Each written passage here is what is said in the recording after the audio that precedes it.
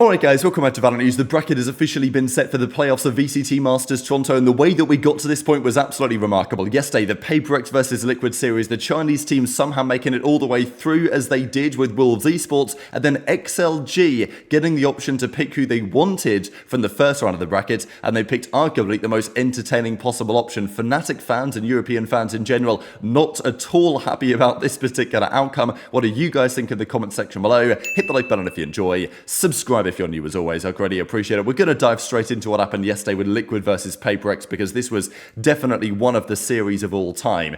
And first of all, it's worthy of note here that Penny, who came into Team Liquid, seemed like that was going to be a substitute, right? They couldn't get Nats there in time. Penny was coming in as a sub. But apparently no, this is clarified now that Penny has come in as effectively a full-time player. And they are creating, listed on the database, it looked like he was a stand-in, but no. They have decided from the start to bring in Penny as effectively a full-time asset to the team. How much they will use him, how much, what that will mean going forwards for Team Liquid, that is a big question. And in many respects, maybe this final series could have gone in a different way. I mean, it probably should have done.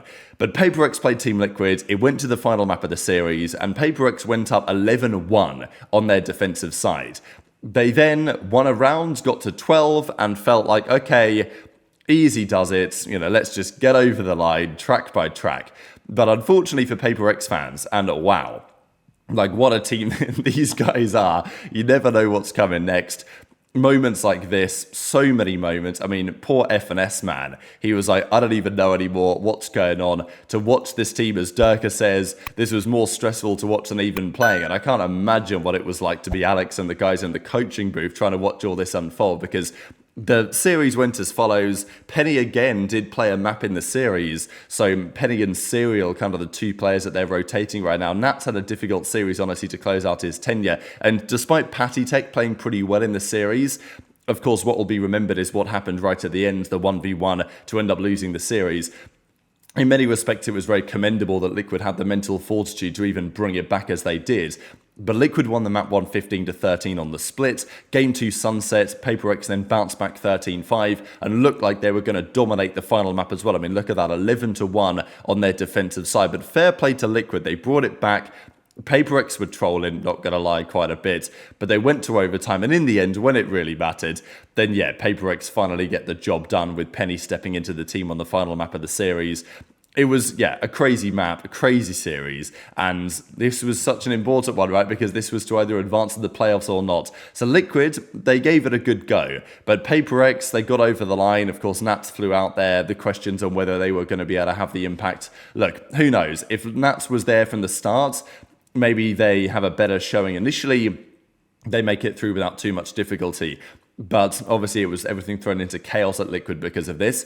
And as a result, PaperX get the opportunity to go one better and make it through to the playoffs. As Jing says, sorry for the heart attack. He kind of confirms that they were just having a bit of fun with it. But it nearly backfired massively. Patty Tech, of course, was frustrated, super frustrated. I think in many respects for Liquid, it's like, you'd almost prefer just to have lost more emphatically than lost in the way that they did, because it's just so much more painful. But I guess it does prove to them that, they do have some of that fortitude, the ability to bring it back, and maybe next tournament, if they can qualify again, they can go one better. The next series, though, which was remarkable, was Wolves Esports. So Billy were the favourites for this series. But Wolves, they've made some big progress in recent weeks, and there's a reason why many teams, Sentinels included, but others as well, were considering Wolves to be a bit of a dark horse for the tournament. Not like a dark horse to win it, like that's probably a bit much. But, a team that people are overlooking that has more potential than was expected. And I think we've seen that here. Like, spring has sprung, as they're saying, in Lyosaur, despite, the difficult time that he had against Sentinels in the first round. He played really well in this series. Of course, Sufat BB, the in-game leader, was doing some damage as well. And BLG really had no answer. The Ascent was 13-5, and then the split ended 13-10. So Wolves had a comfortable victory in the end over the other team in the Chinese region to make it 2 teams into the playoffs from China. Of course, joining XLG, the number 1 seed, seed, and we'll certainly talk about them in a second. So, yeah, the in-game leader was super happy about the result. I think it was a cool storyline, really, with Zelsys as well. We know how well those two guys have been getting along lately, and the implications of that for the rest of the season, potentially, and also maybe for the rest of the tournament. That's a big discussion if they were to play each other again. Jordan Belfort, aka Zelsys, says, you know, Wolves are beating Billy, PaperX are beating Team Liquid, and that's exactly what's happened at the end of the day. So this is the interesting part for Sentinels, right? Because they've got to the playoffs, and people are going to say, Sentinels, it's a Mickey Mouse run. You know, they beat Wolves, they beat Billy, and now they're going to play XLG, right? People are going to say that, and maybe fair enough. But also, the teams they beat took down some great squads. I mean, like, Wolves obviously took down Billy in the end. Liquid and Heretics went down to the teams that they beat, and look, looks like Wolves are a much more serious competitor maybe than many of us initially thought. And the Sentinels are saying, look, they called us bad for only beating Wolves marginally. But actually, no, Wolves are legit. They made it to the playoffs. We're playing better than you guys think. That's the implication anyway. But yeah, for now, Sentinels having a good time against the Chinese teams. Now, before we get to the playoffs, there was a bit of drama here. I don't know what you guys think about this, really. So anyway, there was an interview that happened with Lysor, of course, after making it, and the entire team. And you know, this individual does a great job translating lots of this stuff from, you know, Chinese, because obviously it's difficult for non-native speakers, and a lot of the times the translations, you can translate these things in a number of different ways. It's more about interpretation. But anyway, this individual does a great job of this a lot of the time, and there was a bit of drama because on the main broadcast, they put this up. Now, what they put up here is not exactly identical to the way that it's translated here, but it is very similar, right? Like, the use of "my bros" helped me a lot. They said to me, Lysor, you need to believe in your own capabilities and the level that you're at.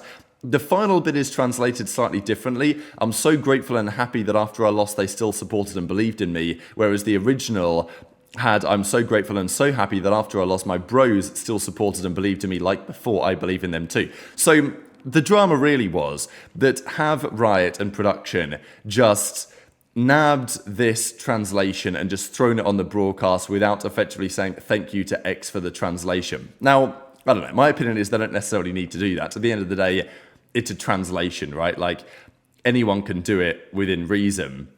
And can we be sure that they've just nabbed it from this translation on Twitter and put it up there? And even if they have, should it matter? I don't know. What do you guys think about that in the comments below? But there was a bit of drama about it. People looking for some credit for their translations on stream. I don't think Riot are ever going to really comment on this, and maybe never, they shouldn't need to. Also, the translation wasn't even identical either, so I'm not really sure it's too much of a relevant story. But the playoffs bracket was a big talking point, and for very good reasons. So, this is the big drama. XLG, they had the option to choose the team that they wanted to play. Now, I will say before we get to the team that they chose, there is some debate on how we should come to the decision as to which teams get the pick. You know, right now they effectively randomize it. But maybe there should be some other difference. Maybe there should be a team deathmatch or some sort of like short match that the teams play to determine the order in which the teams get to choose their seeding. I think it would be a good thing to see, to have some way to determine on, you know, skill. Because, you know, for Fnatic, for example, pretty unfortunate the way that things worked out for them, and it's just bad luck at the end of the day, which maybe luck shouldn't be too much of a factor here, but it is what it is. So XLG, they got the chance to select who they wanted, and on paper you might have thought they would have chosen Wolves, maybe on paper the weakest team that qualified through, a team they know from their own region, but no, they chose Sentinels, and I do think that them choosing Sentinels has made the bracket as a result far more interesting than it could have been otherwise. So Sentinels get selected by XLG to get played in the first round. Of course, that means that Sentinels are going to play all three of the Chinese teams in the tournament. Pretty amazing. They beat Wolves, they beat Billy. Wolves are still in, but so are XLG, and they're going to play them as well. So Sentinels, they just add us to the league at this point. We're practically a Chinese team, but notably for the rest of the teams, this is when Fnatic found themselves in a tricky spot, because as things played out, with Sentinels getting selected by XLG, Fnatic then found themselves in a position, of course, nobody wanted to play Gen.G in the first round, but somebody had to, and that's how it ended up. So, G2 played Paper Rex in the first round, RRQ, they will play Wolves, and then Fnatic will play Gen.G. Now, this has been very frustrating to a number of Fnatic fans and European fans in general. We know that the European region has been struggling this tournament, as we know. It's only Fnatic who have the representation here from Europe in the playoffs. Their playoffs were later, so they had less time to prepare. There have been various other reasons why maybe the European teams have been somewhat struggling.